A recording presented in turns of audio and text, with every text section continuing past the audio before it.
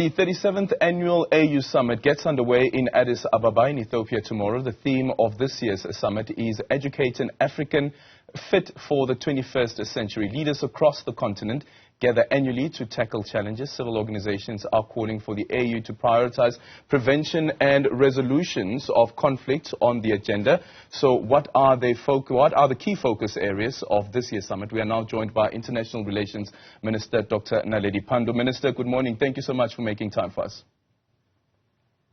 Good morning, Aldrin, and morning to the viewers of Newzroom Afrika. Minister, let's start off here. The big story that's dominant in South Africa is the deployment of the 2,900 troops to the DRC. Was the matter around the volatility of the DRC placed on the agenda of the Executive Council meeting? Yes, indeed. The matter of the DRC is on the agenda. In fact, this evening there will be a special mini-summit focused on the Democratic Republic of Congo and particularly the ongoing conflict in the eastern DRC. My understanding is that our president will join that summit. I will be there, but he will join it following his arrival in Ethiopia. Sure. And what would the purpose of that meeting be? It has been convened by the president of Angola, President Lorenzo, who, as you know, has been a mediator on this matter, having engaged both Rwanda. There's a link between Rwanda and the DRC, the conflict in eastern DRC, given the presence in that very region of individuals who are alleged to have previously participated in the genocide against the Tutsi people in Rwanda. So you have a group that's settled close to the Rwandan border in the eastern DRC. And the Rwandese forces sometimes enter the territory of DRC in order to arrest these people or to prevent them from coming into the DRC, or may very well demand their extradition by the DRC government. So it's been a point of tension for some time, and there are allegations that Rwanda may very well be involved with some of the groups that are in armed conflict with the DRC armed forces. So certainly President Lorenzo, who's been mediating and trying to draw the different parties together and even to speak to some of these rebel or armed groups, will be providing a report. And from what I have seen on the program, it would appear that both the DRC president and that of Rwanda would be in attendance. Will be in attendance. Where does South Africa stand with regards to that particular allegation that has been made by President Felix Tshisekedi, that Rwanda is involved in arming the M23? What's South Africa's take on this? But what's South Africa's take also on the mediation efforts and what should actually be taking place? Well, we believe President Lorenzo has really put a great deal of effort to attempting to resolve this situation. On the matter of the involvement of Rwanda or the alleged entry of Rwandan forces into the DRC and a possible negative role, there is a UN report that suggests that some of these allegations may be true, but it couldn't pinpoint the involvement of the government. But certainly elements from Rwanda being involved in the conflict that is underway in the eastern DRC has been highlighted in a UN report. Yep. Let's go. And we, of course, object to all conflict between African countries, and certainly we expect in each region that we should have good neighborliness. Okay. Let's go to Senegal. Is Senegal on the agenda at all? The Constitutional Council has now cancelled that decree that was signed by President Macky Sall. And what's South Africa's view about the decision that was taken by President Macky Sall to have the elections postponed? Well, Aldrin, as you know, we will not agree to have an interview where we're now focused upon areas of decision by sovereign nations. Sure. I don't see Senegal on the agenda, but certainly the looming conflicts in the western part of the continent have been stressed as an area of concern.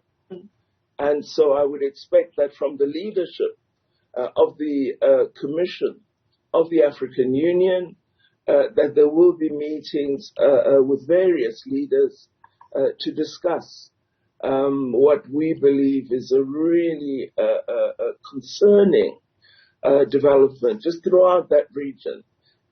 We had been very helpful when President Macky Sall had indicated he would not stand for a third term and then pronounced the election date. So the developments subsequently have been a concern, and I'm sure there will be discussion on this as well. Certainly, as I say, the region itself is an area of worry. Yeah.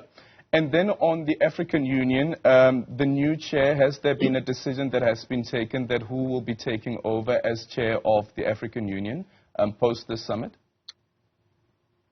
No, the process will only begin later this year, and we, would expect an outcome to be indicated by February next year. So we are setting the process in motion. We're looking at the high-level panel, and we'll follow the process that was done in the last term. So it's still very early stage. Still very early stage. Does South Africa have a name that South Africa would be putting forward for a person to become the African Union Commission chairperson? I understand that the deadline to submit names is May 2024. No, as you know, in the African Union, the practice is regional rotation. We've had our turn through Chairperson Dlamini Zuma up to 2017, and so the next region is Eastern Africa. The next region is Eastern Africa, and South Africa have a candidate that they're supporting in the East region? Not as yet. No. I just have had some approaches, but no, I wouldn't say anything at this moment. All right. We will, as South Africa, be putting forward candidates for some of the positions for commissioner of the various sectoral commissioner positions. Yep. We think we have some good candidates.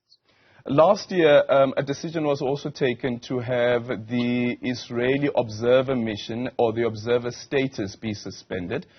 Does that suspension still continue into this year? Yes, it does. That suspension continues into this year. Okay.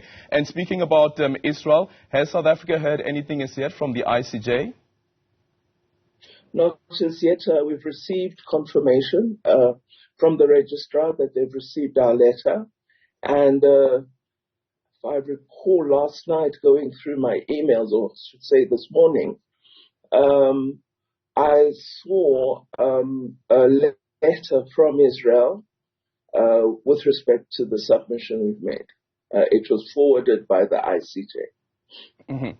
South Africa's take on what's currently playing out, of course, in the southern tip of Gaza. We've now seen also Western countries, and even yesterday, President Cyril Ramaphosa was speaking about this, that the Friends of Israel is now also calling on Israel to stop its bombardment.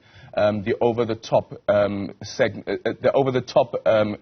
insertion that was made by the UK former Prime Minister David Cameron. Your take on what's currently playing out, and also the West nations calling on Israel to stop this bombardment?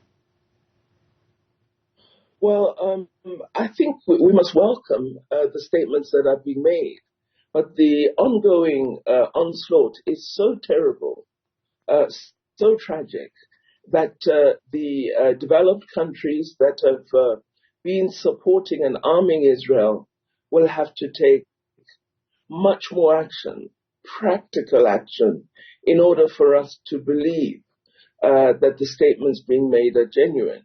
So I believe that the Western powers have the ability and resources to put in place that peace enforcement protection that I've been speaking about for many weeks. If they're genuine, that no more lives should be lost, that Rafah is a red line, let them send their peace troops from their countries as a protection force to protect Palestinian people who are essentially being slaughtered as we watch. Yeah. And Minister, finally, the Iranian Prime Minister, we're expecting Iranian President, that is, Ibrahim Raisi, to visit South Africa. That meeting was then postponed. Are you able to tell us why the meeting was postponed, but also what the intention was to have that particular meeting? Well, I was informed by one of the journalists here in the corridors about that, so I was a bit slow to catch up. I believe that at the moment we're really focused on matters of our economy, on the budget, on advancing the conclusion of the key priorities of the medium-term strategic framework. So we've really agreed that that should be the focus, and that we should look at reframing the international program of the president to allow him to focus on those areas. Yeah. Does the Minister know of any protests from Western countries against that meeting? No. I know that there is a view that we should be distant from the Islamic Republic of Iran, but it is important that South Africa establishes its own international relations. And as we've said, we are good friends with many, many countries. And if one country becomes an enemy to another, we will try to draw them together. We will not join them in being divided. Thank you so much for your time. That is the Minister of International Relations there, joining us from Addis Ababa ahead of the AU summit that will be taking place over the weekend. We're going to go